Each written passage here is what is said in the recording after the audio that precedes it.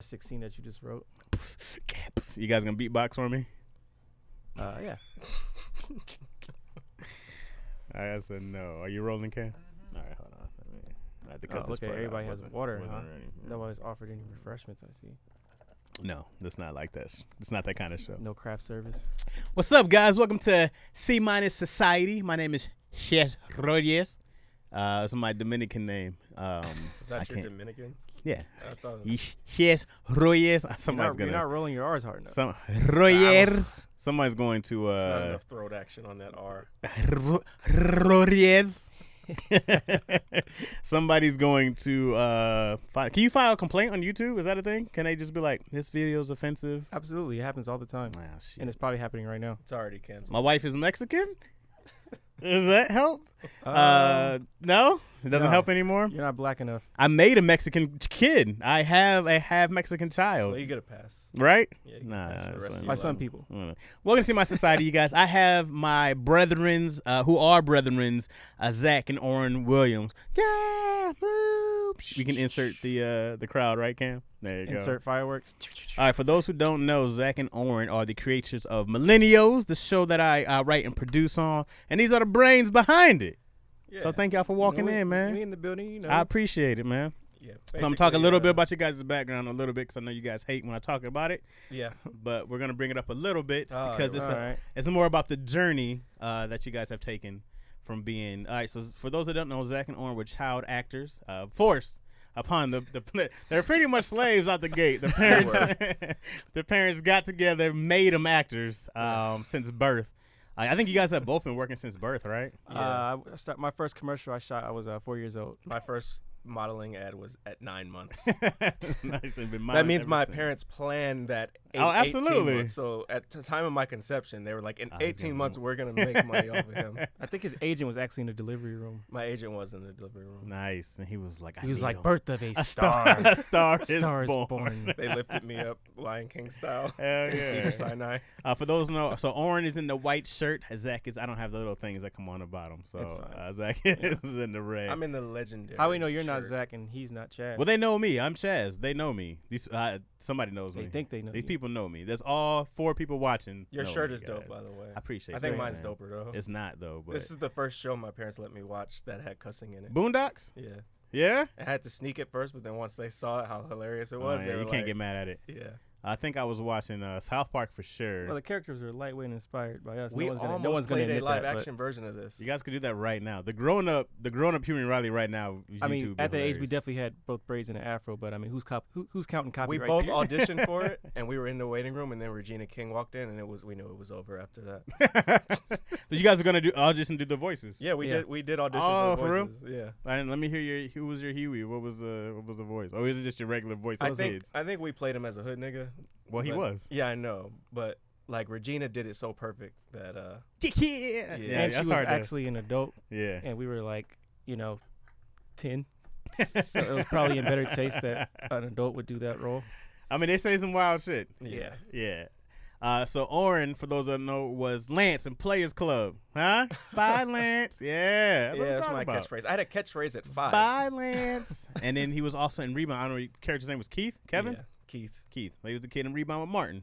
And young Zach was the younger brother of Romeo. That's and right. what's Romeo's show called? Romeo. Is it just called Romeo? Romeo Show. I was an Romeo's adult. show. I was an adult already. I didn't know what the show was called. I never watched it. And Zach found Zach in a video of the Parkers years ago. Hilarious. Do your line, Zach. You know what? I don't remember my lines, but that is actually where I first met Kyle Massey. That's where I first met him on there. Hasn't changed a bit. So for those who know, Kyle Massey is he's on Millennials. He plays Omar, who's directly after Oren. Differently now, but initially inspired by him.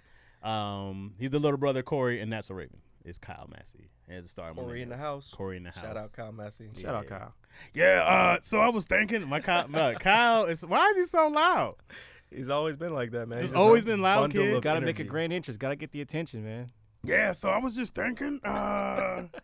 He's the loudest kid I've ever met. When we go up for season 2, you got to give him your impression. I'm gonna get it. I'm gonna hone it seriously. You know what I'll do? I'll do a stand-in for him, and then like how we kind of do with Yeah. I'll do that. All the rehearsals. I'm gonna do them all. I'm gonna just read them. All right, so here's the thing about C- society, guys. So I graduated high school with a 1.67 GPA, which is a C-. That's fire. Yeah. Oh, sorry. No, it's pretty bad. That's bad. I jumped the gun. But for me, I was really proud because I wasn't going to graduate high school. So to get a 1.67, I was like ecstatic about it. Right? Did they let you play sports your last year? That's the only reason why I got a C-. So that's all you needed. Oh, you need a 2.0 now. Yeah, you need Do you? Yeah. To play sports? Yeah. So You're the reason they raised the threshold. Yeah, I didn't know that. You need a 2.0? Yeah. Oh, they're asking There too were hella much. kids that were ineligible when we were playing. They're asking the best kids on the team would be ineligible. Yeah. I remember walking to class and I'm just see somebody just out, like not even doing anything. I'm like, what are you doing? Nothing. I'm like, dude, you're gonna be ineligible. It was like, oh, is that right? Yes, that's right. We had one kid that skipped class every day to have sex. Like the entire fall semester. Yeah, we had this school back in high school when I used to play at Jackson, right? So Jackson was always dope in the beginning of the year. They'd be like football. They'd be like 5-0, running through everybody, all black kids. By the end of the year, bro, they'd be like 5-5 because everybody's ineligible. Yeah. All the best players. And we skunk them, which is like CIF would strike. Yeah, they'd be like, well, y'all lucky. So CMI Society is pretty much, so you guys kind of know my story. I always tell you guys all the time how I was a bum and I'm a recovering bum-holic, right? You're still a bum. You're just a more polished bum. Oh, definitely. I'm a much better version of bum. Right. Because you got, so Zach and Oren's in the writers' room with me for the last, I probably spent more time with them than anybody else in the last 3 years, Yeah, pretty it's much. scary. Yeah. That's weird. It's every day for a shift, like a whole 8 to 10 hours daily and more. We've definitely done them more than 12-hour days. Absolutely. Because we've had shoot days where we leave at like 2. Sometimes 16-hour days. Right. So they're usually like the first people I see. I see my daughter for an hour and I see them for 8. So it's very bad. I'm raising them and not my child. So we're in the writer's room all day. So pretty much the whole idea of See My Society is to help people who were stuck like me get out of whatever rut they're in, feel like they can do it, some advice to help them achieve their goals when we feel like we can't do those things, you know.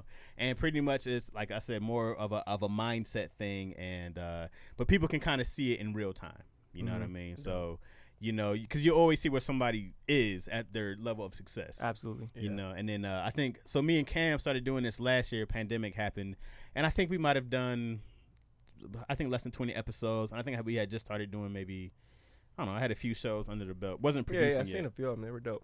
Well, thank you, good sir. And so what I want people to see is like, now we have so many things that are happening that we've worked on for the last 2-3 years, especially in the last year since the pandemic. Is we were grinding so hard in the writer's room every single day for free. Yes. Yeah. Absolutely for Yes, free to make something happen out of nothing. And we just put in the time, we put in the work, you know, every day. Every day. It's going to pay Every off, day. though. I keep Definitely. telling them. It's been paying off. I mean, they literally created a show that's on All Black Network, and it's doing okay, I hear. It's doing all right. It's only number 1 on the network. Only number Yeah, one on the number one. network. You know. And it had the biggest debut on that network. Of Yeah, all we time. crashed the servers, which was pretty cool. So just slightly doing well. Yeah. Kieran, Aaron Grady, Top Notch, Philip Bolden. Mm-hmm. I'm missing the neighbor. Tangerine Martin. Yep. Who's the neighbor? Royce. Roy. What's his name? Deshad. Deshad. Yeah. Damn it. Sorry. Deshad Watson? Oh my God. Butler, No, I he's believe. okay. But Deshad Butler? Watson is Deshaun Watson's Deshaun definitely Watson's- a football player. Yeah, he's- he's not having a good. no. good He's time got right 12 rape cases. Now. Yeah.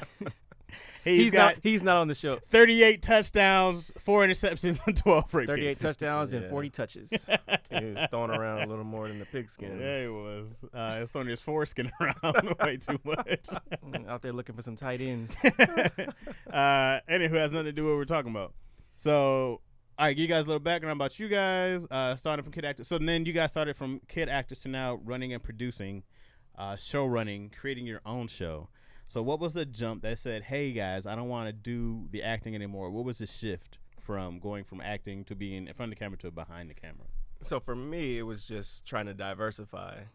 That's what happened basically when I walked in and talked to Bentley and was basically trying to learn anything. I talked to him about learning how to line produce, talked to him about how to write, and we just sat in the writer's room, and he was actually working through grown folks at the time. I had come by on set when he was filming Family Family Time and In the Cut a few times, but I was just kind of like observing and shadowing. But when he gave me the opportunity to write and was like, "Hey man, you want to try your hand at this?" I was like, "Sure." I've never written a script before. Right. And once I wrote it and it was actually dope, he was like, "Yeah, like keep at it. Like this is good." He didn't offer you another script? No, because I think Family Time season 4 or 5 went back up, and I was like, okay, I don't get another script. I'm just back here interning pretty much. But then after that, I ended up getting a script on Family Time, and after my rookie season, he told me, he was like, I want something young and fresh. So I was like, okay. So I went in the lab and came up with Millennial. So that was actually the first script I wrote to ever get pitched somewhere and showed it to him. And he didn't really read it. Of course not. But he read it after a while, and then after we told him it was getting picked up, he was like, yeah, I read it. Good. Of course. He never did read it. We're talking about Bentley Kyle Evans, creator of Jamie Foxx Show, producer, writer for Martin, and he's just doing Dad Stop Embarrass Me with Jamie Foxx now on Netflix. Yeah, he's a pretty dope mentor. It's quite the legend. He's and the GOAT. On top of almost 100 episodes of In the Cut, Family Time, right. Producing Millennials, directing. And Love That Girl. I think they Love went over That 100 Girl. for Love That Girl. No, I think they did almost 70 though. Almost 70, okay. Yeah, which is great. To get a show over a season is quite the accomplishment. Ridiculous. It's ridiculous. But you guys have no problem getting season 2. I hope not. And what about for you, Zach? What was the difference going from being a child actor going behind it into being for me, man, it's just I think it was just God, man. My path was different than a lot of kids. I started out kind of successful early on in my career, my acting career. Kind of successful? We couldn't walk through the mall without little girls chasing him. Like, we would go to Target to get milk, and we'd have to, like, dress him up so people didn't notice him and try to get through, because they would follow us through the whole store. Wow. So I'm sorry. I'll let you. Okay, kind of successful? Slight facts. Facts. But going from that, getting older into, like, 13, 14, 15, slowed down for me a little bit, which was definitely rough, but rough on the ego. I don't even want to say ego, just rough on my mindset, because growing up, that's all I knew, man. I was a kid, I was an actor. That's all I knew. I'm an actor. I go on auditions and I book. Yeah. So when things started slowing down and I stopped booking, I had to really, really discover myself. I was an advocate basketball player and acting, so I took the basketball mindset to acting, Killer Instinct. I took Killer Instinct to auditions. I booked roles. When I stopped booking roles, my Killer Instinct was still there, but the success stopped, so I had to take a back seat and figure out what I'm going to do. Yeah. A couple years down the line, I ended up booking Family Time, Bentley Show. Shout out to him. And then after I booked it for a recurring role, he allowed me to start writing on the show, which was one of the best things that's ever happened to me. Yeah. Because then I got behind the camera and I started seeing what goes into getting these actors and what goes into running shows, which also helped my acting. Don't get me wrong, it helped me because now I get to see what they want, but it also gave me the mindset of how to run shows myself, and I think that was the best thing that ever happened to me. And had I never gone through that dry spell, I never would have matured and figured out, found myself and found my true identity. So that's how it was for me. It was more of just more of a journey. And who told you were gonna like writing? God? Yeah, God. I'm not God. Who told you were gonna like creating and writing and dragged you to the writer's room? Yeah, I definitely remember seeing Oren way before Zach. Way before? It seemed like way before. It seems way, because inside people don't know, inside the writer's room, the time is different. Like weeks, days. We've been working for like days become weeks. And weeks we've been working for what, like years. 2 to 3 years. Yeah, it feels like a long time. It feels like 15. It feels like 15. And in a sense, it kind of is, because the amount of hours per day we're putting. It's like dog years. It does. It's like dog years. It's that's no joke. It's like dog years. So like I really feel like I've known these cats my entire life, and it's probably been about 3 years. And I feel like I was their older brother growing up. Well, you're our older brother. Well, no doubt, 100%. Dope, man. So let's get into it a little bit. I have some questions I'm going to ask the both of you. All right. So this is it's funny because I know the answer to this question, but I'm going to ask you guys anyway. and it's funny because they're going to give the people their best. I have a show to be in charge of answer, and not not the answer that they're going to give you for real, which is hilarious. All right, but where do you guys see yourselves in 5, 10, and 20 years? So let's go 5 years first. The next 5 years. And by the way, so me, Zach, and Oren is our company legit yet? We're working It's on getting it. there. All right, we're starting a production company, OCZ Productions. So keep that in mind. So all right, in the next 5 years, where do you guys see yourselves? Life-wise, married with kids, following your lead. It's not my lead, because I tell them don't do it all the time. I tell them don't get married and don't have kids, but they will not listen to me. Well, that's a personal. He's following life. my mistakes, guys. Career-wise, I'd like to at least sell a couple shows to some major networks and be on the path to compete with them and compete with the network. Compete with the networks by having my own, and also so have your own network in the next 5 years. Yeah. Okay. Or be setting the framework for it. 10 years, I'd like to use the funds from that network to go into general business. Okay. And put create product on the shelves. Yep, and create some apps and then advertise with those shows that we have. And then 20 years, I'd like to have something on each stage. I'd like to have a show on the network I own and products being placed on the networks on the shows. This is like an inception of corporations. And then I want to eventually be able to fund politicians. Yes. And then that's when the takeover happens. Okay. Zachariah. That's his legal name. Zachariah. It's not my legal name. It's the legal name. 5 years down the line, honestly, I can't pinpoint exactly what that's gonna be, because I believe that we're gonna see way more opportunities. But my motto is just to apply the killer instinct to everything that I face. As of right now, I can tell you I do want to be. I want to have multiple shows on multiple networks, and I also want to have my foot in the game in the technology world, specifically apps. And I also want to crack into general business as well as funding those politicians. That's happening.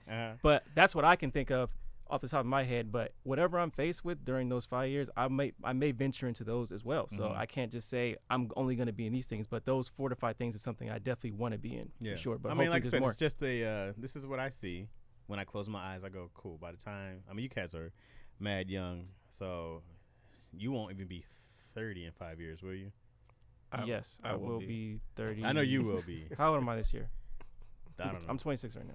So you just hit 31. Yeah. And then you'll be 35. Yeah. Possibly. Technically be 34. Yeah. Technically. I think it'd be dope though to have a show on each of the major networks. So if you're involved in one of the shows on each of the top major networks and streaming companies, I'm pretty sure they won't allow you. The Illuminati won't allow. They'll never see us coming. But there'll probably be somebody lock you guys up and do a deal or something like that. You know how they do. Hey, well, it's up to us to take it or not. You gotta evaluate. Well, if they can fund your politicians for you, it might be a good deal to take. Did we say fund politicians? We meant buy a bunch of designer clothes and grills. They don't need jewelry and cars. I do plan on having a grill though. That's what we mean. I mean, I just look at guys like Elon Musk, and I see him as competition. So I see people like that, and I'm like, if they can do it, and why not him? I mean, he's African American. Right. He's technically he's the richest African American in the world ever. Yeah. So I'm like, if he can do it, is if guys Kanye like the second? Bezos can do it. Oh, Kanye, maybe. Well, second. Elon's legit African American. Yeah. Yeah. He's from South Africa. He's from the motherland. That's hilarious. That's so wild. The richest man in the world is African. Kind of. Kinda he is. That's crazy. He's more African than you. That he is. I've never been to Africa. I've had a chance to go to Africa, and I was like, I'll pass. I don't know what part of Africa my ancestors. You're not gonna go spit in the tube one day and do the. I don't know. I mean, they got all of my COVID tests anyways. It's like they got my DNA already. It's probably like 7 clones of us walking around somewhere in Area 51. Yo, what if that's what COVID was for? Yeah. Was to clone us and start a whole army of clones. Oh my goodness. Well, yo, you just blew my mind. That's Somebody's high as shit right now. Like, yo. Yeah, man. Attack of the Chaz clones. Actually, we could use more Chazes in the world, guys. I don't know about that. More video game playing Chaz. It'd just be more testicular jokes. Which who doesn't need more dick jokes, guys? How do you guys feel when we're in the writer's room and I'm playing video games while you guys are doing real work? I think it's great. Multitasking to the greatest, man. I just keep an ear out and then I just do nothing. I mean, I'll throw questions at you sometimes to make sure you're still paying attention, and you are. So I'm pretty on it, man. Yeah. I've mastered the art of bullshitting. it takes away your thick skin, because when you actually have to do real work, it's so painful. So painful. But the way we set things up, the only time we have to do real work is if somebody messes something up. That's true. Other than that, we just throw fun ideas around and then write it down and create it into gold. It's the most fun, annoying job ever in the world. And none of us do drugs. That's the funniest thing. Wow. It's not too late to start. What you gonna say? Let's get some shrooms. I was talking to Keon about doing meth, and I was like, yeah, how dope is it got to be that you'll throw away your entire face for meth? Like, you'll be like, I don't need all these teeth. Meth must be pretty dope if people are doing that. Yeah, meth's got to be incredible, bro. It's got to be the best thing. Cam, you know anybody who's done meth? No. Andre Agassi. What? Yeah. Andre Agassi was a meth head? Yeah, that was a big thing. What? Years ago. And he's a U.S. Open champion. He is a U.S. Open champion. Well, you know what? Meth heads are in now, bro. All right, let me ask you guys this. All right. Do you feel like you've given your very best effort yet in whatever you're doing? And what's the leap to get there, and what's stopping you from doing your very best? Doing your very best or achieving something? Well, have you felt like you've done your very best achieving whatever you're going for? Have you felt like you've done your very best, you put your best effort in so far? Yeah, I mean, I try to put my best effort in everything I do, no matter how big or small it is. Like, you know, even if it's just a small conversation with a random person on the street, man, like, you want to give it your all, try to be the nicest person you can be. Mm-hmm. Don't pick and choose who you're going to be nice to. Right. And I feel the same thing with effort, man. If I'm doing a small job, if you need me to move the couch, you know, to the living room, I'll move that with great effort, just like I'm going to try to build a show. I don't try to half do anything. Yeah, we were actually talking about this morning too. I try to give my all with everything I do. Like even when we were filming, like I was taking drinks and stuff to extras. Yeah. And people were like, "Dude, this is your show. What are you doing?" I'm like, "It's hot out there." Yeah. You know, and that's what people don't realize. I was one of those guys who was like, "Dude, what are you doing? Get a PA to do that." I'm like, no, man, I just take it out to them. And then that's the stuff people don't see that goes into like production. There's so many little things you got to do to make things go smoothly and to make things work. But all you see is, you know, the people that are in front of the bright lights and in front of the cameras and everything.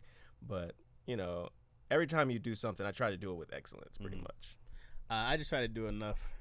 But your enough is good enough. So, but I try to keep excellent people around me. That's the key. You know, because for me, man, it's more about, dude, you can be a lazy shit if your team is incredible. You know what I mean? But you have to do enough good work to get people to trust you. You know what I mean? And I think that, especially with you guys, we have that trust, respect with each other. Right. I've only gotten super lazy since you guys have gotten so much better. Well, maybe we should start being so good. Yeah, if you guys was like super scrubs, I had to be like, hey, I got to do this whole thing and put this on my back. But like, we know you'll goof off all day and then go home and work until 3 a.m. and show up the next day and be like, guys, I got no sleep last night, but I got this done. It's done. Eyes watering and bleeding. Definitely, you know, because you just got to.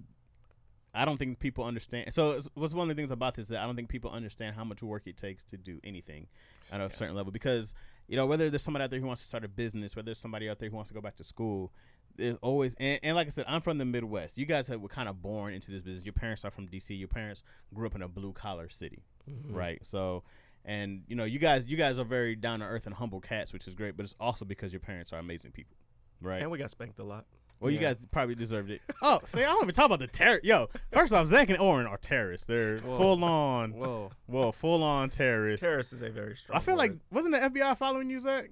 The FBI, that was never confirmed. It was never confirmed. That was never confirmed. It may have been the CIA. Zach is on the do not fly list, period. 100%. Yeah, I love, because you hear stories about Zach and Oren and them making like these home safe explosive bombs as kids and shit like this. Then you're like, all right, well, at one point they're kids, but I'm also like, you guys are kids on TV. Our grandfather was a scientist, so we had a lot of scientific energy to get out. So you guys were just running around. Like, the stories are great. So to see that you guys were never, like, you know, in jail for dumb shit and growing up. And then growing up to be, you know, the showrunners in a toxic industry. Because Hollywood, L.A. is a very toxic, it can be a very toxic industry. And you guys have friends who have been on both sides, you know, of the toxicity going back and forth. But what do you guys feel like things that separated you from not going straight down a path of, especially when you're young and you're popular and you have money and you know, you get to act in a certain way. Because you guys had a lot of acts. I remember, like, you guys talk about even something silly like going to the Kids' Choice Awards on Nickelodeon. I remember as a kid, to me, that was like the biggest thing in the world. Yeah, as a kid, you know, you're like, oh, they're going to get in slime. And it was a regular day for you guys. Of course, you were hyped, but. It was an annual event. It was like a family reunion. Yeah, it was like a family reunion. That's crazy. Because then you're like, I remember just watching, like, yo, King and Kel over there, blah, blah, blah, blah, blah. Like, you guys get to actually interact with, you know. Yeah, we grew up with celebrities, man. That's what was super weird. It's like, we always looked at people like they were normal, just people, because we were just used to seeing people. I mean, we saw Master P every day. Yeah. We were just over his house. Like, it's normal. And it took us a minute to realize, yo, your life isn't normal. Yeah. But our parents did a good job of that. First of all, my mama don't play. So she don't play. That's one of the reasons. A lot of prayer and a lot of spankings help keep us We also track. grew up in church, which was great. We've always had a spiritual foundation. My parents have always grounded us in God, which was always cool. Because they let us they didn't beat it into us. Yeah. They were like, look, you're going to have to deal with God yourself one day. Like, I can only show you the ways and show you what works for me, but you're going to have to know God for yourself and be able to pray on your own. Right. And, you know, that was what was always cool with that. And then as we grew up and saw people straying different ways, and as we had mentors and our parents showing us, like, you know, see if this is what happens when you don't have a spiritual foundation, we were able to kind of, you know, pray our way through it pretty much, because it's tough. We could have easily, I mean, we always talk about one decision can literally change your whole life. Absolutely. Like, one decision, man. One bad outburst. Yep. I think you guys seen me fight that homeless. Were you guys there for that? No, I haven't seen the video footage of it yet. Oh, okay. And I got into a scuffle with a homeless dude outside of our studio. But then I think about, as mad as I was, I didn't want to hit him for two reasons. One, I didn't want to hurt my hand on his face. Yeah. But also, you think about that, like, am I going to go to jail for hitting a homeless person? Probably. Yep, probably. You know what I'm saying? Like, I get arrested now, and then I'm like, this is you have a felony for attacking a homeless. I just grabbed him and moved him. And then they take all your guns. Then they take your rights. Then they take your guns. That's what they want. Oh, Zach and Oren. If anybody's heard me talk about guns and shooting on daddy issues, Zach and Oren were the ones who took me shooting for the first time. She taught me how to shoot. They can kill you. We just taught you how to exercise your Second Amendment rights that the Black Panthers fought for. Right. They did. They can murder you. That's oddly like left out whenever they talk about all this anti-Second Amendment stuff. Is that, you know, gun rights is black rights. It is black rights. Yeah, that have been suppressed, and we finally able to partake in it. Now we want to take them away. Right. I don't know about that. Yeah. But you got more guns than me now. Nah, I'm not yet. I got 3. How many ARs? And hey, I'm just glad you finally got a shotgun. I don't have any guns. I lost all of them in a boating accident. According to whoever's listening to this. According to the FBI, who's watching Zach. I'm telling you, the FBI is watching Zach. They're monitoring the crib all the time. All right, so I've seen you guys kind of grow in. When I first met you guys, I didn't think you guys were funny at all. All right? We weren't. But after, let's see, you guys came. I came right after you guys. I think you guys are grown folks. So I came season 5, A Family Time, 2006. What did you guys do? I came season 6, Family Time. Yeah? So I was there for season 5. So that was a year later. You were there for season 5. You were there. Mm-hmm. Okay. Yeah, I was there. So Zach and Oren weren't exactly, you know, I came up doing stand-up and stuff like that. Zach and Oren came from acting. And I remember explaining to Oren what scissoring was for the first time. That's when it all went downhill. And then Oren changed 1,000%, bro, because Oren was like, hey, I got this joke about her clitoris exploding. It was like, what happened, dog? We were just talking to you about. That wasn't a real joke. It wasn't a real joke. That's what I thought of right now. But I was like, we just explained it. But Oren, I feel like you just did a deep dive in everything gross. Well, I had to go to a certain spot and then bring myself back down to the middle. Okay. But I had to find that funny pretty much. Mm-hmm. And I had that blue waffle joke that got killed. It almost got through, though. It almost got through. So Tiffany Haddish ruined it. That's what happened. Yeah. She did a movie where they explained what it was. At the same time, that was going to air. And the network watched. They were like, wait a minute. And they cut it immediately. But, yo, to watch your comedy grow, what did you do to go like, hey, guys, because you're in a comedy space now where being funny on demand pays. right? Yeah. So what do you feel like you guys did? Because you both crack me up every day now, especially when I read your scripts. I go like, yo, you guys got mad funny. You know what I mean? So what do you feel like you did that separated or that made that leap to go like, we can consistently be hilarious enough to especially run a comedy show? Right. I think it was just being in there and learning the process and learning structure of scripts. Once you learn that, you can apply. Everything is funny, man. Life is funny. Life is hilarious. We're not technically that old, you would say, but we've lived very long lives in our young years. So we've been through a lot of experiences, man. And once you just transfer those experiences to paper through the structure of a script, it has no choice but to be funny, man. As long as you can make light of anything that happens to you, it's funny. So and just sitting behind like you and other guys, Jay Phillips, some other comedians, just watching how they work, watching how they structure jokes, and then tapping into like the classics. Like Kenan and Kel is my favorite show. Me too. That was like what I learned 4-camera comedy was. So the certain beats. And then you just take that and mix it with new age jokes and new age comedy. I don't think you have to try too hard. You shouldn't ever be trying to be funny. If you stick to the story first, hopefully that story is already decently funny enough. If you stick to that story enough, it's like we always talk about, man. Comedy is nothing but drama with jokes. You write these comedy scripts as they're a drama first, and then you just add a bunch of rhetoric. It's crazy because it's like it's always funny to me because to watch how much Zach and Oren has grown. Because I remember even saying this stuff. I just read whatever Bentley said. I said, but I hear you guys always say this stuff, and I go like, hey, these cats like to apply something to get some advice, to get some tutelage, and to apply it. As I think is what people miss out a lot. It's a lot of studying, man. I mean, I still have hella sitcoms to watch. That you sent me a list. It's like, because you don't realize, like you always say I'm young, but it's like I don't realize what happened before I was like competent. Yeah, for some reason, cats born after the 90s don't go back before 1990. I'm like, yo, there was a whole, like I was born in 85, and I've no comedy from the 50s on up. But also something that helped out a lot also. is, you can't understate enough, the kindness and generosity of Bentley Kyle Evans and Trent Gumbs, just giving us the opportunity to grow, giving us the opportunity to fail and learn from your failure instead of failing and saying, we're done what you know. Instead you're going to fail, we're going to teach you how to succeed. Yeah. So that can't be understated enough. Right. No, I agree 1,000%, bro, because I know I've done messed up several times. I thought there was a time I was in the writer's room, and I thought that they were going to fire me. My script was like, I don't think it was a bad script by any means, but I know I did something that they didn't agree with or whatever it was. I changed it. And we spent a whole day in ripping my script apart. And I remember Bent was like, yo, let's just call it a day because I'm boiling. And I was like, oh, you just blew it. And I was like, you blew it. And then we had to come back and rip my script again the next day. Because Bent came in a good mood. He was like, okay, what are we doing? He's like, we got to finish Chad's script. He was like, I was like, damn, day 2 of this?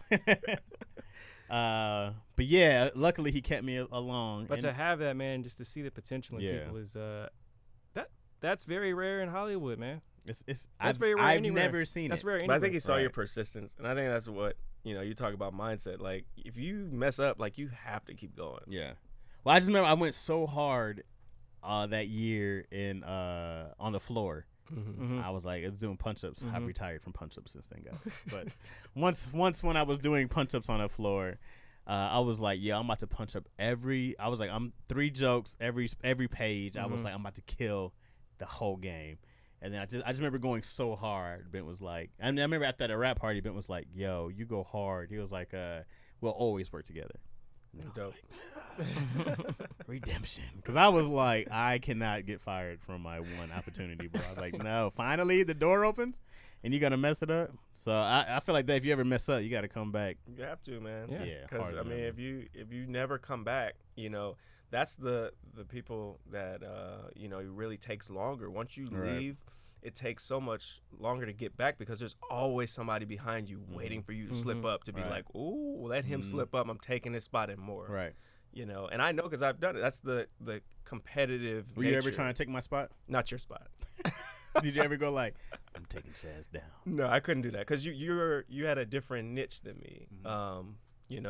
And I was learning from you. Mm. So, I knew that was something I could complement with what I bring. So, Definitely. But yeah, it's always competition, man. And then even if it's not somebody else, you're competing against yourself. How can I do better? Absolutely. You know, tomorrow. What did I mess up on today that I could be dope in tomorrow? Right. So I mean, that's one thing. That's one thing golf teaches you, man. We're trying to get you on the golf course. You guys are trying to get on the golf course. Golf teaches you, man, because your only competitor is yourself. So you want to try to be the best version of yourself. So even if you have nobody to compete with yourself. Well, the reason I'm not gonna play golf with these guys because I spend a lot of money on guns. And hey, golf is cheap. Yeah. It's not what I hear. And then I can't say that with your new $1,500 iron set. I can't be spending this money because now Yo wants a gun. I'm like, I gotta buy her a gun. If you get into golf, she's gonna get into golf too. So you're gonna have to buy 2 sets of. And clubs. I'm not doing that. Yeah, you're gonna she make might up. not get into just golf. be make up for the ring you didn't get. No. Yeah, it comes out somewhere. No. Like I didn't spend more than a ring. Anyway, I spent way more than that on her Amazon purchases. Oh yeah. Oh, yeah. That's what I should tell her. I'd be like, yo, you can't have any Amazon purchases because I got this ring. But you know what? Women find a way to squeeze the budget, bro. Just put a picture of Jeff Bezos right in front of her computer, so every time she orders, you know you're giving him money. Right. She wouldn't care. Oh. She'd be like, well, he brings the package to my door from anywhere in the world. That is true. It's mad convenient. Yeah, it's a magic trick, bro. I'm always like. It is pretty dope. Because he doesn't know this yet, but we're competing with him. But we are. I love his service. Yeah. Service is great. And then just building upon what he does and makes it better, you know, Amazon anyways, of whoever you see. That's always like one of my things about watching people. I watch people and I go, how can I do what they do but better? Yep. You know what I mean? Or what do I have that this person doesn't have that I can make this into a actual a service or whatever it is. You know what I mean? I'm like, there's got to be something that, and let alone outside of anything, I know I can outwork most people. I know that like, I feel like one of my superpowers is just the will to grind it out harder than most people. Whether it was stand up waiting till 2 a.m. to get up and do 5 minutes for a mic, staying up to 3 a.m. to finish, you know, some notes on a script. I'm learning to have patience. And then working a whole nother job while you're doing it. Yeah. Yeah, I mean, I think at the time I was loading luggage while we were working on Family Time early on. I was driving for Amazon. Yeah. So I was leaving You're after one of Bezos' minions. I was. And you go to their center, they have like all his quotes on the wall. You come right out of the bathroom from flushing the toilet and you see his quotes and you're just like, Bezos. I'm coming for you. Yeah, a thoughtful shit. All right, I'm gonna ask you guys these small question. I'm ask you guys each this question. All right, I'm gonna go with you at first, Zach. All right, you're on your deathbed. All right, What happened? You're just old. You're like 99. But why am I dying? Is that old now? I don't know. 99 is old, right? Now Cam? with this new technology. 99. 99 is old. That's 100. 100 is old. They got all this stuff now. In about 20 years, you're going to be able to take a pill. And I'm 20 again. and revert back down. Yep. No, the population would be so crowded, bro. That'd be too many people. Sorry for making light of it. You're on your deathbed. All right? You already talked to your entire family. You're all squared away. Everybody loves you. Blah blah blah. Right? All right. You accomplished everything on your list. Every single thing you've ever thought you were gonna do, you did. Okay.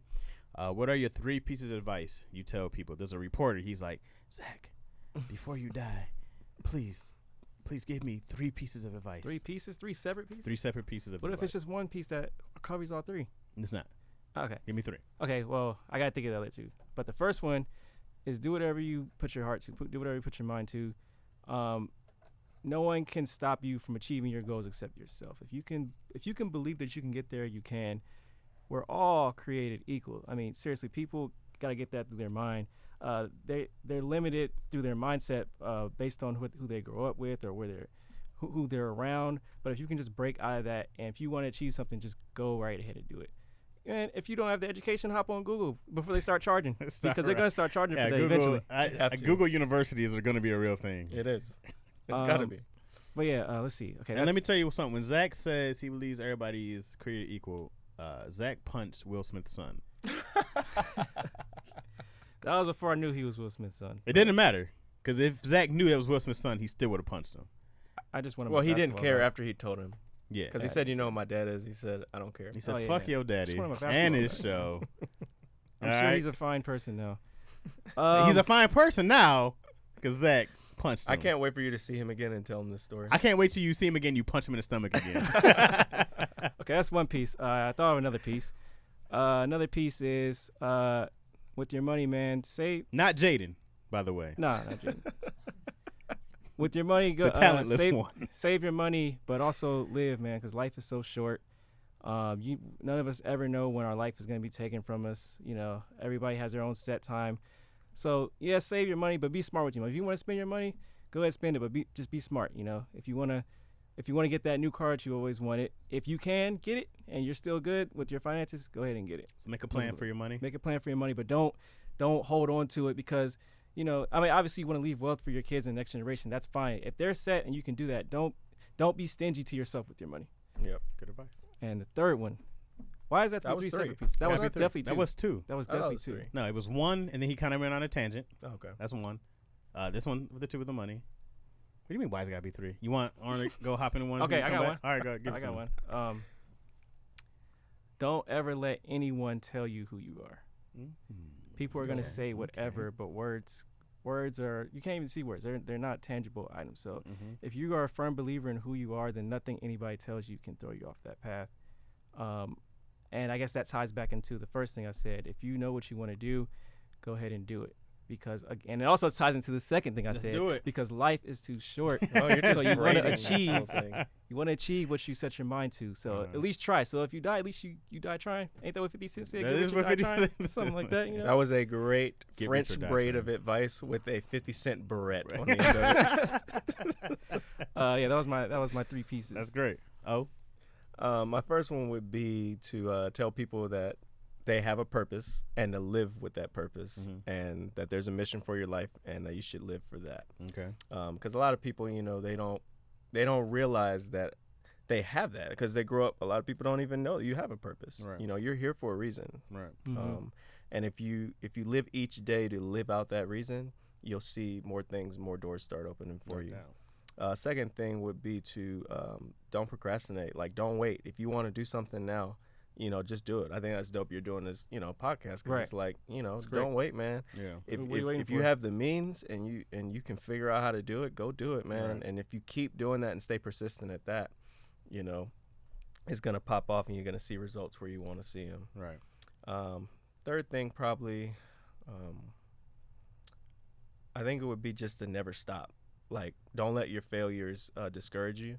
To just keep going and use what some people may call failures as motivation, Right. and as reasons to get better and keep going. And it's only a failure if you don't learn from it. Right. So I mean, Or if you there's quit. Yeah, or if you quit. And you know, I hate that's the been a word big failure. thing. I hate the word failure because it has a negative connotation to it. Because it's really just trial. It's trying. Trial and error. You know what I mean? It's like if you go out to play basketball and you miss a shot, you're like, oh, I'm a failure. It's like, oh, pull up Gotta another keep bucket. shooting. You know, I always use this hockey analogy. I'm gonna get the analogy wrong, but like, because the whole thing with hockey is just like, dude, you'll see a hockey score and it'll be like 1 goal, 100 shots, and it's like, yeah, Oh, that's a great stat. it's a great. I love that dude. stat. It's a great like Yeah. that because hockey would end in a draw. You only need one to win. Keep You know what I shooting. mean? And then there's shots and then shots on goal. Yeah. The ones that, like, there's a bunch of shots that don't even hit the actual. But no, they get those are stats, so they get credited for shots on goal. Yeah. I think that's a great stat as well. Why not get credited for when you try? For when you try, and it's Yeah. like, yo, you keep shooting. You only need 1 to go. Yep. You know what I mean? And then you get a whole nother game. And that was always one thing I keep telling people, like, dude, some people do 99 and they're you know, I don't know, I can't do it. I can't take Right. another.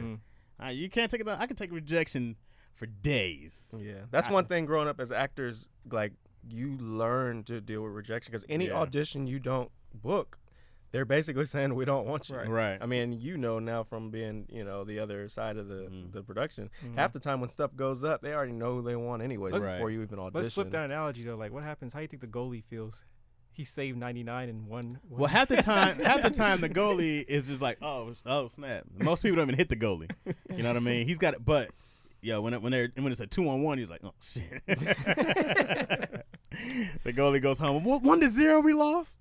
That's gotta suck. So yeah, you gotta learn to deal with rejection, man, and just use it as constructive criticism. Right. All right. So tell me this: what I love about you guys is that you guys have this mindset of, okay, here's what I don't love. You guys have this mindset of takeover, right? Which you guys know I could care less about the takeover. I'm just trying to get out of working forever, right? So I told my time I got 15 years until I'm 50, and then I'm trying to retire and do nothing. No matter that's just when your life is starting. Yeah, well, that's when I plan on living. Is when I'm 15. Iz would be 17. She's damn near gone. Yo may or may not be there. We'll see what happens there. We love you, yo. You'll still be there. Yeah, you'll be somewhere for sure. She might have half of my stuff by then. I'll be paying her alimony. Who knows? But she'll be around regardless. So what I like about you guys' mindset is that I've seen you guys show me ideas that you guys had since kids of businesses that you had. You know, you guys always have an ownership mentality, you know, and you guys have a, especially with the same thing as a Jeff Bezos, is that, you know, if they can do it, why can't we do it? Yep. So where does that mentality come from, and why is that like ingrained in you guys? It's not even ingrained in your mind; it's engraved in your behavior. I watch you guys do that. I mean, it's for me, it's an ABC. It's a attack, build, conquer. Okay. You know, and that's how most places were built. I mean, if you go back and look at history, I mean, not that it was necessarily moral or not, but they come to a place, you attack, you kill, build, rape, and right. I got you. Gosh. Rape and pillage. I don't think rape was one of those. Rape's not in the ABC. Okay, you're right. My bad. But I mean, that's the basic, you know, framework of how empires are built. So if you can do that and build it on a foundation that's strong and do it morally and do it with good intentions to help other people rise, because at the end of the day, it's all to inspire people. Kill the women and children, enslave the men. Keep some women for, you know, and gotta make more slaves. Okay. Yeah, but I mean, it's just about conquering. Like, you know, we're here on a mission. You know, you want to conquer your mission, and it's all basically, for me, my motivation is God's work. Right. You know, so I'm just here to inspire and help someone else. And then once I build something, then people who see me doing it can say, hey, if he can do it, I can do it. Right. Yeah, for me, I think it's kind of going back to what he said. Everybody's born with a purpose. And I think along with that purpose comes specific gifts that are given to individuals. For me, the way I see it, the way I've seen everything you just described is, I think for me, it's more divine wisdom, because a lot of these things I didn't go searching for. But I do believe one of my gifts is to be able to see certain things and dissect them and determine how they were able to become what they are in the present. So everything I see these big companies, and I'm not even trying, but it's just, for me, it's breaking everything down. And I'm seeing, okay, he got this here. You know, he started Amazon 20 years ago. He started in the garage. If you keep moving, you keep going and keep putting pieces here and here, then it's obtainable. And I'm able to see that with every company. I don't know how, it's just in me. But I combine that with, you know, my killer instinct that I've had since I was younger, and I want to do the same thing. And I'm like, I can do the same thing. You can do the same thing. Anybody can do the same thing, especially if you break it down the way I see it, and not think, oh, he's special. No, you can do it too. It's chess. Well, which Oren's not very good at. I'm practicing, and I was practicing earlier today, and I beat the computer. Did you? And what level was the computer on? Beginner, but that's not the point. Right. It was on level 0 or 1. I'm coming for you. I'm not worried. You guys suck at chess. I'm going to start putting up on, that's what I need to start doing too. I'm going to start putting on. So if anyone wants to challenge me to chess, I'm at Laugh at Chaz on chess.com. If anybody wants to beat Chaz at chess, come see me. Come sit me in the comments and to be like, yo, I'm on you, bro. Challenge accepted. I'm not great by any means, but still, I love the trash talk. But not with Oren, because Oren's trash. I'm coming for him. I just got to practice a few more times. A few hundred more times. I'm so not worried. Yeah, so the whole time playing Oren, he was like, oh, okay, this is the move. I'm just like, this isn't looking good. And I was going to take Oren's all his pieces, but I want to encourage him and not make him feel like he sucks that bad. Because I'm here to help people. Did you take his queen? I kept my queen. I kept the queen. So much for women's empowerment, you jerk. Oh, no. No, I just got 2 bitches now. I got 2 queens, baby. You know what I'm saying? I was like, come on over here. Leave that loser. Come get with a winner. You know what I mean? Did you take his king? No, he didn't. No, I stabbed him. He didn't take the king. I did checkmate, which is technically I stabbed your king in the heart. And I took over your king. That's what that is. Did the queen stab him? No. Who stabbed him? King Lear. I have to look. I can look it up. Because if the queen stabbed him, then you're back in women's empowerment. I think it was my queen. She'll fight for me. She'll ride or die. Hey, a queen in chess is the real ride or die. It really is. She was like, I got you, baby. You stay at the crib. I got this. A queen is the black woman, It's a very bro. empowered game, too. The queen is the most powerful character. Right. She moves everywhere. I wonder how that happened, though. Well, I guess the king was like, well, I can't do it. Because if I get down, the whole kingdom's down. So let the queen go. All right, so one last thing about mindset. So what would you tell somebody who, because my biggest thing is for people who feel like there's obstacles in their way from them achieving success. There are obstacles. Right. So there's going to be obstacles. Whether people have a spouse who doesn't support what they want to do, whether people have divorce them. No, don't do that. Don't do that. I said the same thing. That's my advice. Divorce them. Whether it's a spouse, whether it's a schedule, whether it's whatever the case may be. Poor, you know what I mean? Being broke. What would you tell somebody like? I understand. Here are your circumstances. What do you tell somebody? Something tangible that they can use to help them get step by step closer to their goal. If you're on the right path, if you know your purpose, you have something in your heart and you want to achieve that, and if you're on that path, you got to have the faith that it's going to happen. You have the faith that this is going to I'm going to succeed in this no matter what I face.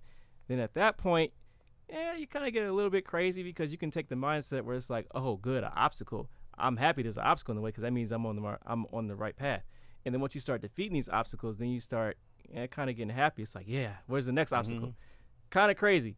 But if you start looking forward to your obstacles and understanding what they are and knowing that this is just in my way for the moment and I need to overcome this to get my maturity to a certain level where I can live in that successful place and not like go crazy, because you have to go through these paths and obstacles so you can mature, so you can sustain that when you get there.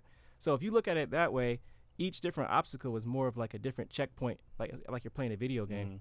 That's a great answer, bro. That's a great answer. It's just like a video game. Yeah. Because it's like every time you do something, something's gonna happen, Right. and it's just up to you to be strong enough to do it. And Right. I mean, I think a great tool for getting past those obstacles is education. And not school education, but look up whatever you want to look up. You talked about Google YouTube, Google. I don't need YouTube, I don't need school. Well, YouTube. Exactly, man. So it's like, learn as much as possible so that when stuff comes up and tries to, knock you down, Right. then you're like, oh, I'm good.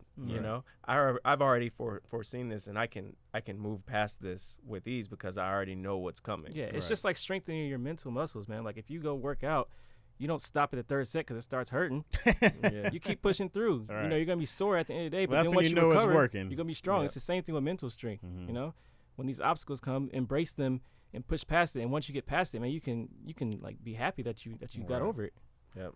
Muhammad Ali has a great quote about, they said, well, how many sit-ups in a day do you do? He's like, do you count your sit-ups? And he was like, I don't count all my sit-ups. I only count the ones that's when they start hurting, because that's the ones that matter. And I thought that was the dopest. That's dope. He was like, I can do all the easy ones, but he was like, once it starts hurting, he's like, those are the ones you have to grind through. Those are the ones that count. But see, that's not a mentality that's taught nowadays, because nowadays it's like, if you're uncomfortable, something's wrong. Right. And if you think about it, all of us are addicted to comfort. Right. And we're brought up that way. If you're Right. cold, put on a jacket. If you're hot, take off your jacket. Right.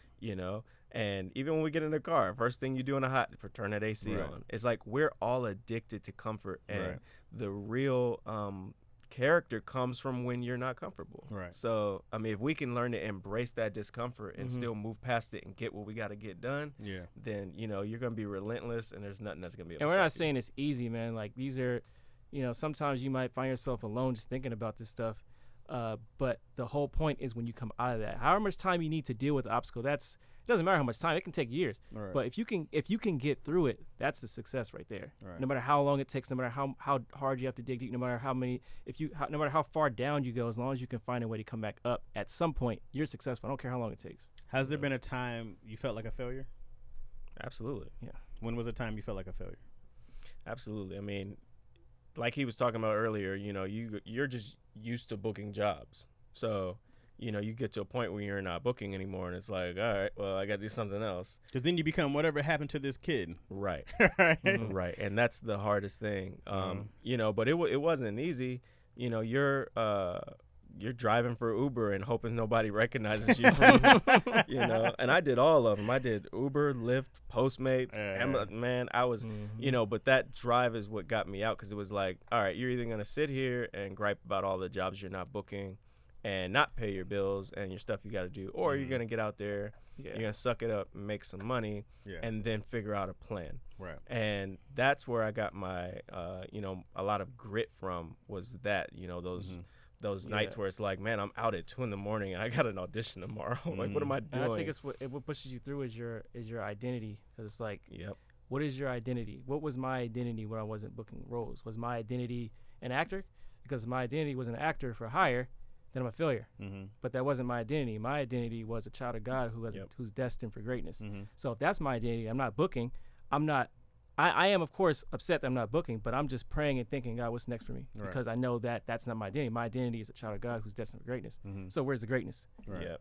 Then you have to dig deep, stay on that long path, but you'll get there eventually. So and for me, it got to a point of thankfulness. So it was like, yo, I'm not doing what I think I should be doing, but thank God for this. Thank God I'm not here. Thank God, it could be worse. And then, that pushes you past failure, because then it's like you're not failing, you're thriving wherever you're at right now. Right. So and that's what you got to just do, is push past all of that and just look at it from a place of gratitude. Yeah. No, that's a great answer, man. You guys had way better answers than I thought you were going to have. And I already thought you were going to have good answers. Because I talk to you guys every day. So I was like, for the most part, I know what they're going to say. I have a question for you, Chaz. Oh, shit, hit me. How do you deal with this every day? You know what, man? You guys gave me a breath of fresh air, because you guys already know I felt like a failure several times throughout my career. And for those who don't know, I started stand-up when I was 18 in Michigan. Moved to L.A. Oh, it was horrible. It was just horrible.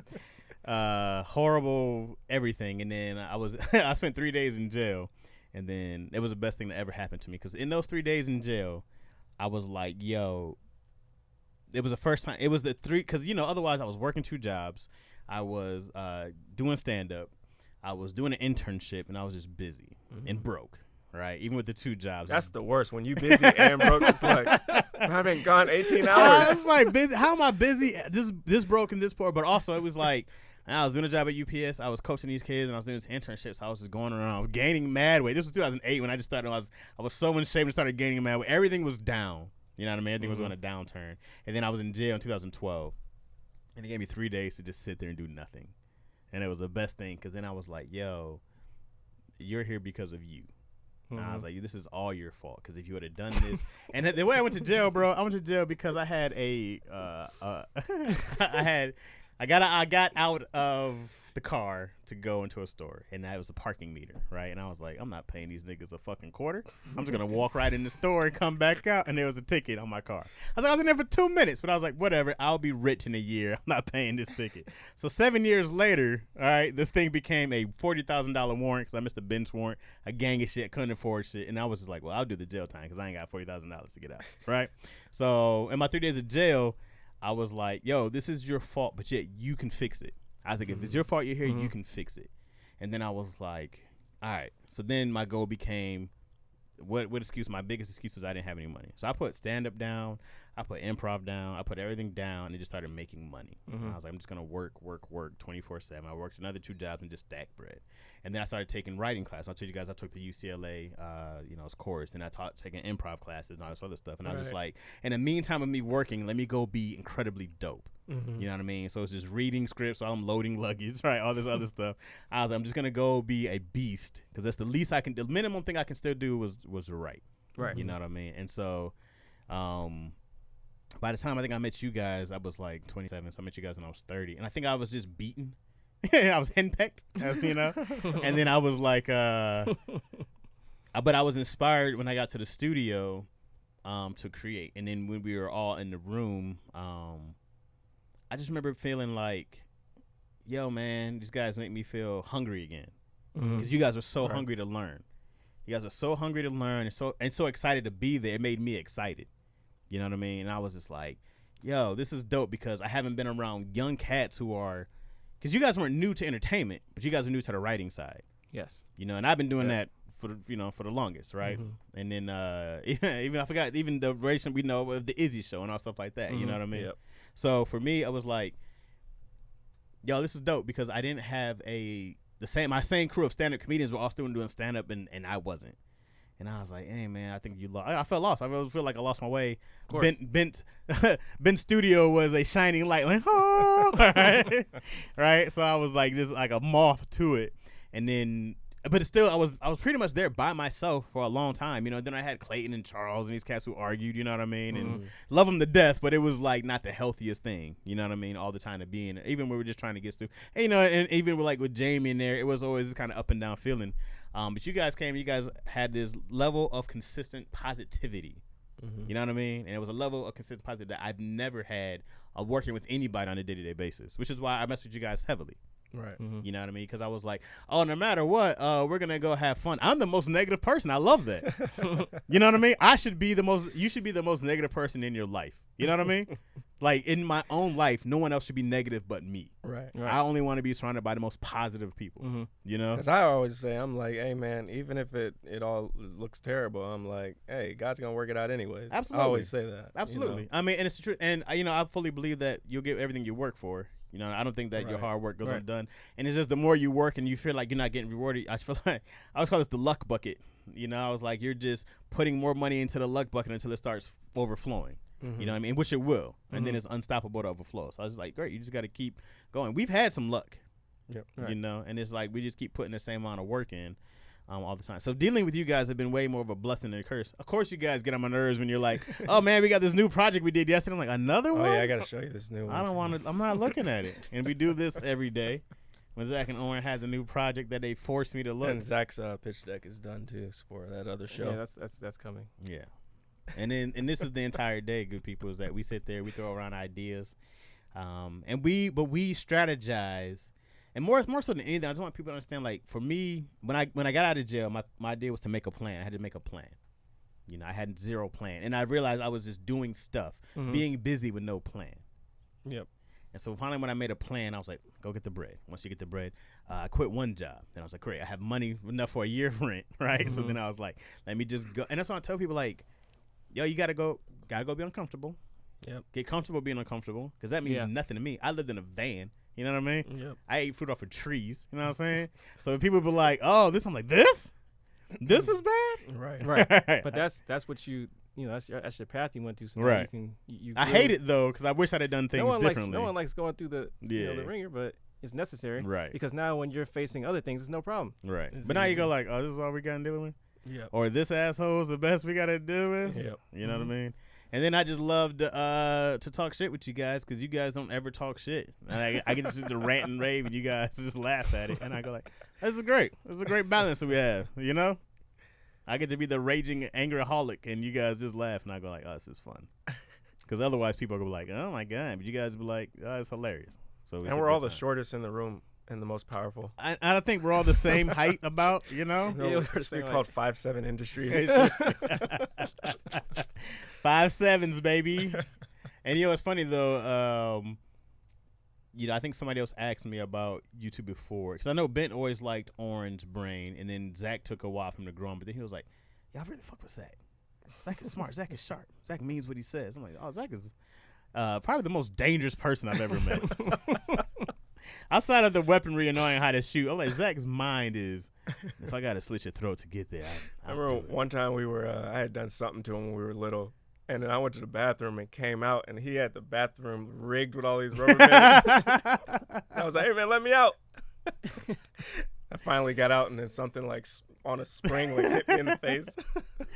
Zach is dangerous, bro. Some Home Alone type stuff. On some Home Alone type stuff. I won't talk about the illegal stuff that he's done outside of the bombs that they made, but there's way more illegal stuff that they've done. Entertainment bombs, right? No, the bombs that you guys could have exploded at 3 blocks of city streets with.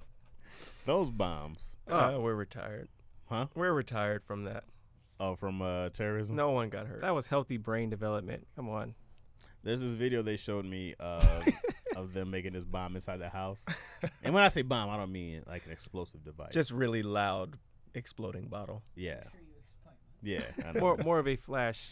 We say bomb just because it's hilarious. But they made this. And then you hear the boom. And then you hear the mom like, what was that? And then you just hear their baby sister like, y'all did this with the baby in the house? And mom was like, what is that? Oren's like, it's fine. It was the Works toilet cleaner. And we always get it from Dollar Tree.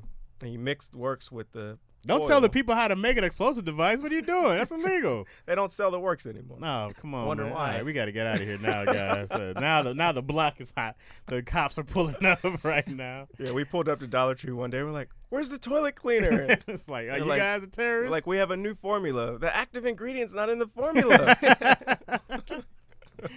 To make your exploding device. But you guys could always bring it back. Yeah. If we get the, we got to find the actual active ingredient But again. the product that you want to put on shelves can have that active ingredient on there. Oh, yeah. Full circle, baby. Good. You know? There we go. Until someone gets hurt. Which they will, because they always do. Well, thank you guys for coming on. I really appreciate you guys are my bros, so thank you so much for appreciate coming you, on. man. So watch Millennials on All Black Network. It'll be done by then. Binge watch it. Yeah, binge watch it now. The Millennials. We're gonna get a season 2, and they're gonna pay me more. Right, guys? You like that version of the song? Nice little hope version. so. Nice harmonizing. If you haven't already, please like, comment, and share. Even if you want to talk about how handsome Zach and Oren are. You guys looking for dates? They're both single and available. You know what I mean? I'll be more than happy to pimp them out. So please subscribe, and I'll check you guys out either on Daddy Issues or on next week's show. Thank you, guys. Peace, y'all. All right, y'all.